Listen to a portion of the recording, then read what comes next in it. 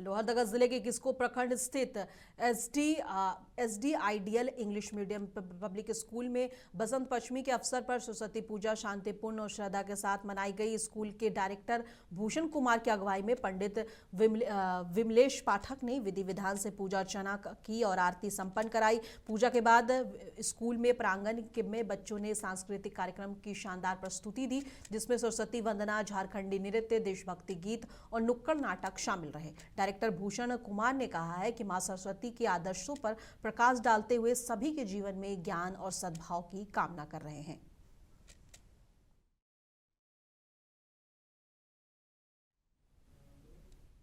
पाकुड़ जिले के सदर प्रखंड अंतर्गत चाचंकी पंचायत के जानकी नगर गांव में डीएमएफटी योजना से निर्मित कौशल विकास केंद्र और मैरिज हॉल पिछले 3 सालों से उद्घाटन के अभाव में बंद पड़ा है। साल 2023 में इसका शिलान्यास हुआ था, लेकिन भवन आज तक उपयोग में नहीं आया। ग्रामीणों ने समाज सेवी अजहर इस्लाम से मिलकर अपनी पीड़ा साझा की और उद्घाटन की मांग की। अगर ये 1-2 साल में गिर जाएगा, ये तो 1-2 साल के लिए घर नहीं है मेरा झाल, 10 साल 20 साल के लिए है। 1 साल में लगता है कि धस जाएगा। 2 साल पहले मेरा झोल बना हुआ है, अभी तक तो खुला नहीं, कैसे चलेगा? तो उसका ठीक से बना हुआ भी नहीं है, पीछे देख रहा है कि फटा हुआ है, अभी तक चालू नहीं हुआ। जमशेदपुर पुलिस ने बड़ी लूट की साजिश को नाकाम करते हुए 2 अपराधियों को हथियार के साथ गिरफ्तार कर लिया है, जबकि उनके 2 साथी मौके से फरार हो गए। 22 जनवरी की रात वरीय पुलिस अधीक्षक को गुप्त सूचना मिली थी कि कदमा थाना क्षेत्र के फार्म एरिया में कुछ अपराधी हथियार लेकर घूम रहे हैं। छापेमारी के दौरान पुलिस को देख आरोपी भागने लगे, जिसमें 2 को पकड़ लिया गया। गिरफ्तार आरोपियों के पास से देसी कट्टा, पिस्तल और जिंदा कारतूस बरामद हुए। पुलिस के अनुसार सभी आरोपी लूट की योजना बना रहे थे। दोनों को न्यायिक हिरासत में भेजा जा रहा है, जबकि फरार आरोपियों की तलाश जारी है।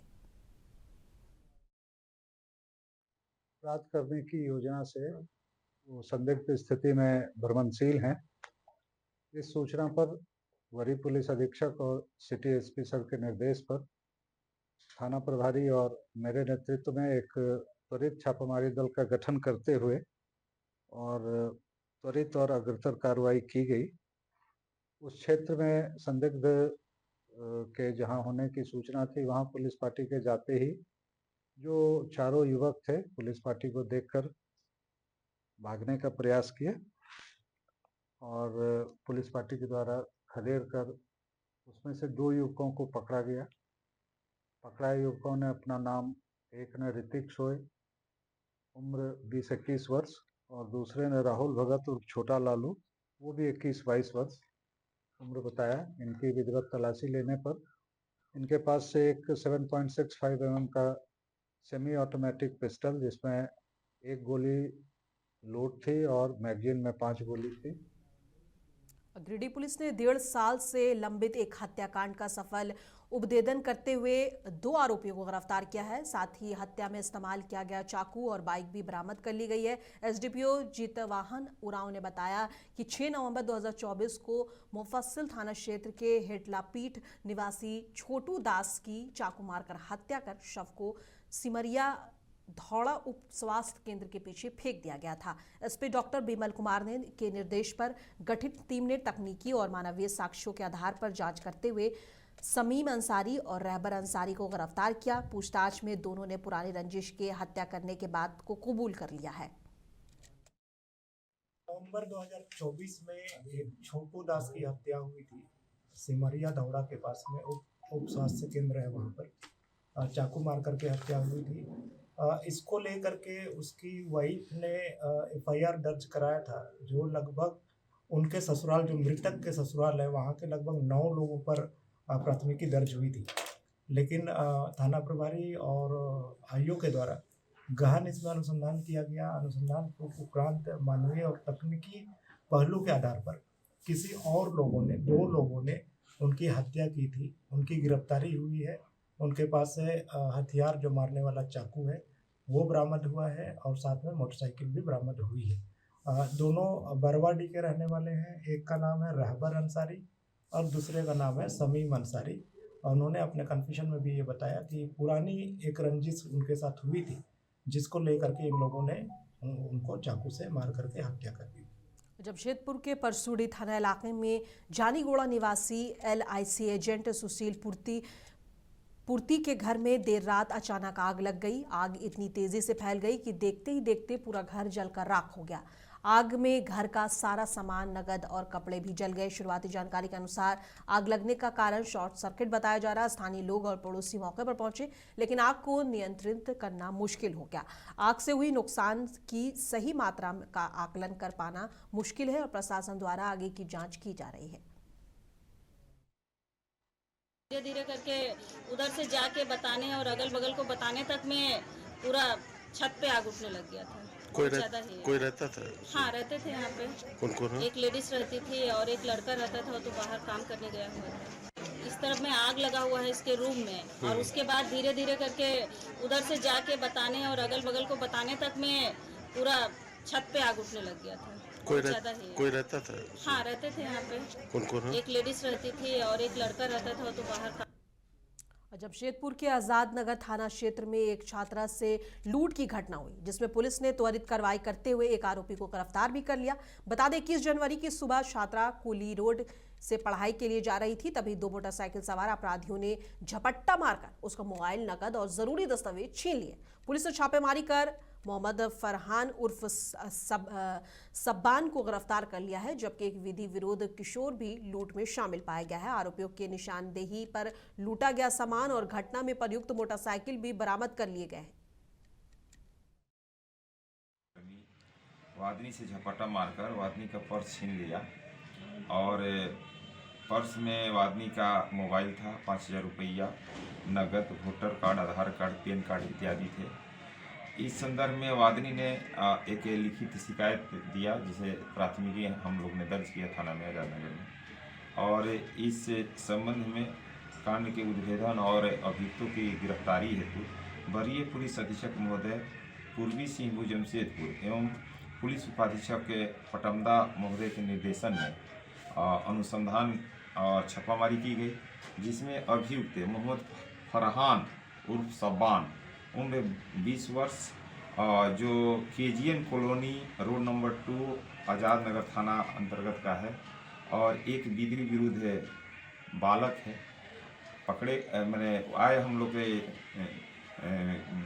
अनुसंधान के क्रम में इनके निशानदेही पर जो छीनताई हुई थी, झपट्टामारी की गई थी पीड़ित महिला के साथ, जो मोबाइल बरामद किया गया, महिला का पर्स बरामद किया गया, और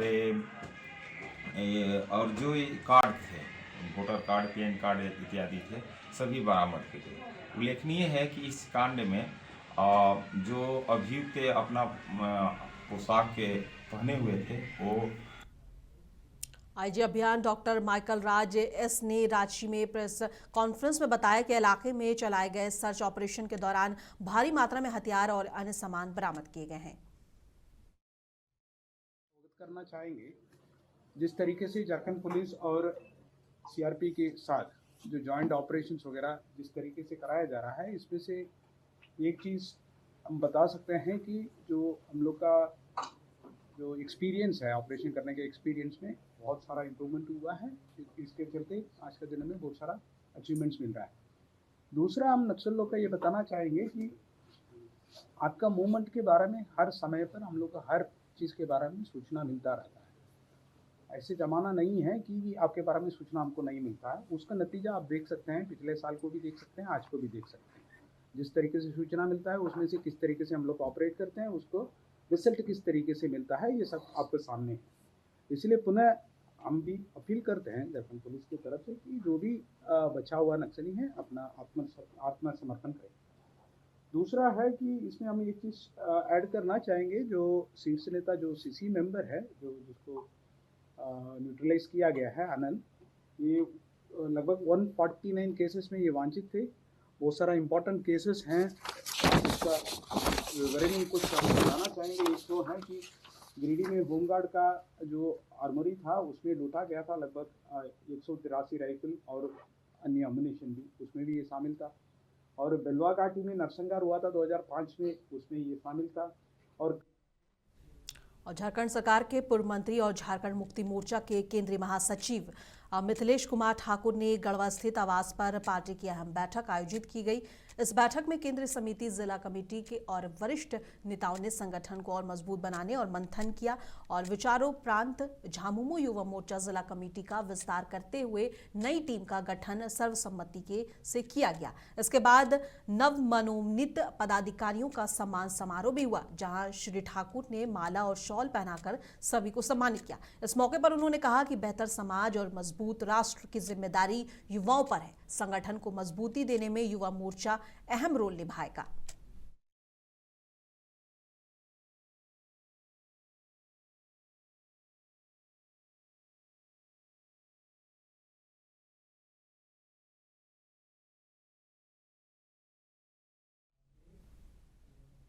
दुमका के काठीकुंड प्रखंड के धावाटांड नदी किनारे झारखंड मुक्ति मोर्चा की ओर से भव्य कार्यकर्ता मिलन समारोह का आयोजन किया गया। इस कार्यक्रम में दुमका लोकसभा के सांसद नलिन सोरेन, जिला परिषद अध्यक्ष जॉयस बेसरा और सिकारीपाड़ा विधायक आलोक कुमार सोरेन शामिल हुए। समारोह में झामुमो प्रखंड समिति के सभी सक्रिय कार्यकर्ता, पंचायत अध्यक्ष, सचिव और उपाध्यक्ष और पर्यवेक्षक और महिला मोर्चा के सदस्य बड़ी संख्या में मौजूद रहे। नेताओं ने कार्यकर्ताओं को संगठन को मजबूत करने और जनता से जुड़े रहने का संदेश दिया। कार्यक्रम में भारी भीड़ उमड़ी और माहौल पूरी तरह जोश और उत्साह से भरा रहा।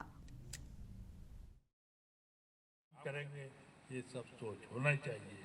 अभी हम लोग जैसे आज वो जैसे जोनो ने बतलाया डिलिमिटेशन, तो कहने का मतलब जो है कि आपका सबसे बड़ा चीज है बीएलओ, बीएलओ तो सरकारी पदाधिकारी लोग रहेंगे, लेकिन बीएलओ ब्लॉक लेवल एजेंट, ये है ना, ब्लॉक लेवल एजेंट का चयन आपके अध्यक्ष महोदय ने करके आपसे।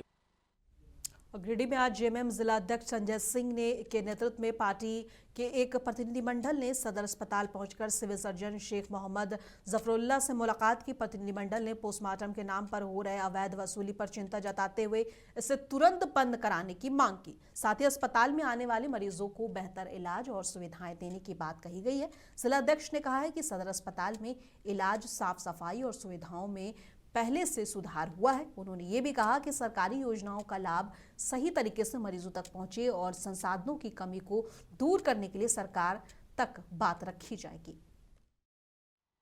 अस्पताल आए हुए हैं और सदर अस्पताल में कुछ मसलों पर शिकायतें थीं। सिविल सर्जन और उपाधीक्षक सदर अस्पताल के साथ झारखंड मुक्ति मोर्चा का प्रतिनिधिमंडल वार्ता किया।